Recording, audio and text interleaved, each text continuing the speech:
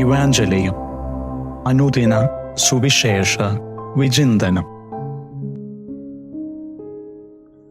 ഈശോ മിശിഹായ്ക്ക് സ്തുതിയായിരിക്കട്ടെ. വിശുദ്ധ മാർക്കോസിന്റെ സുവിശേഷം 1 അധ്യായം 7 മുതൽ 11 വരെയുള്ള വചനങ്ങൾ. യേശുവിൻ്റെ ജ്ഞാനസ്നാനം.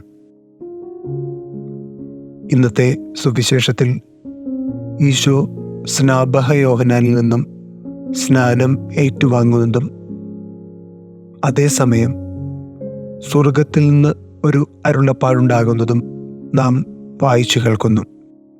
നീ എൻ്റെ പ്രിയപുത്രൻ, നിന്നിൽ ഞാൻ പ്രസാദിച്ചിരിക്കുന്നു.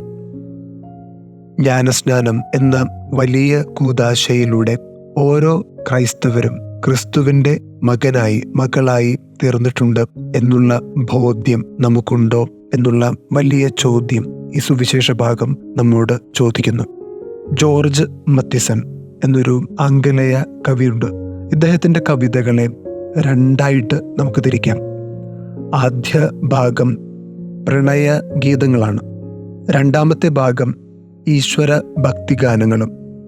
ഈ പ്രണയഗീതങ്ങൾ എഴുതിയിരുന്ന അദ്ദേഹത്തിൻ്റെ വിവാഹത്തിൻ്റെ ഏതാനും ദിവസങ്ങൾക്ക് മുൻപ് വരെയുള്ള സമയത്താണ്. ഈ വിവാഹത്തിന് മുന്നോടിയായി ഇദ്ദേഹത്തിൻ്റെ കണ്ണുകൾക്ക് ചെറിയ വേദന വരുന്നു. ഡോക്ടറെ കാണിക്കുന്നു. പതുക്കെ കാഴ്ച നഷ്ടപ്പെടുന്ന, പൂർണ്ണ അന്ധതയിലേക്ക് വീണുപോകുന്ന ഒരുതരം രോഗമാണ് ഇദ്ദേഹത്തിന് എന്ന് ഡോക്ടർ വിധി എഴുതുന്നു.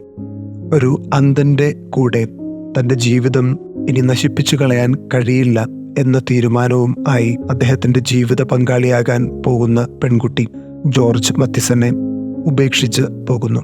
ഇതിനുശേഷം ഇദ്ദേഹം ഒരു നദീ തടത്തിൽ പോയി ഇരുന്നു കൊണ്ട് ഇങ്ങനെ എഴുതി വയ്ക്കുന്നുണ്ട്: ദൈവമേ, നീ എൻ്റെ പ്രണയത്തിൻ്റെ ചില്ലുടച്ചത് നിന്റെ ദർശനം തരാൻ വേണ്ടിയായിരുന്നു.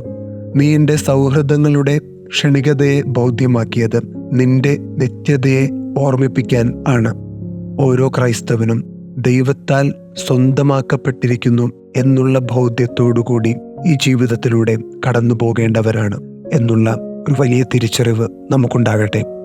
ഈശോ ദൈവത്തിന് പ്രിയപ്പെട്ടവനായിരുന്നു എന്നുള്ള ബോധ്യത്തോടുകൂടി ഈശോയ്ക്ക് എപ്പോഴും ജീവിക്കാൻ സാധിച്ചു. അതുകൊണ്ട് തന്നെയാണ് ജീവിതത്തിൽ ഒറ്റപ്പെട്ടു പോയപ്പോഴും തൻ്റെ കൂടെ നിൽക്കും എന്ന് പ്രതീക്ഷിച്ചിരുന്ന തൻ്റെ പ്രിയപ്പെട്ട ശിഷ്യന്മാർ വരെ ഉപേക്ഷിച്ച് പോകുമ്പോഴും ഈശോ തളർന്നു പോകാതെ, തകർന്നു പോകാതെ ആ പിതാവിൽ തൻ്റെ വിശ്വാസം അർപ്പിച്ചുകൊണ്ട് ജീവിക്കാൻ, ജീവിതത്തെ മുന്നോട്ട് കൊണ്ടുപോകുവാൻ ആ ചെറുപ്പക്കാരന് സാധിച്ചത്. നമ്മുടെ ജീവിതത്തിലും പരീക്ഷണ ഘട്ടങ്ങളിലൂടെ കടന്നു പോകുമ്പോൾ എന്നെ ശക്തനാക്കുന്നവനിലൂടെ എനിക്ക് വലിയ കാര്യങ്ങൾ ചെയ്യാൻ സാധിക്കും. എന്നെ സ്വന്തമാക്കിയിരിക്കുന്ന എൻ്റെ ദൈവം എന്നോട് കൂടെയുണ്ട് എന്നുള്ള തിരിച്ചറിവോടുകൂടി ജീവിക്കാൻ നമുക്കെല്ലാവർക്കും സാധിക്കട്ടെ. അതിന് ദൈവം എല്ലാവരെയും സമൃദ്ധമായി അനുഗ്രഹിക്കട്ടെ. ആമേൻ.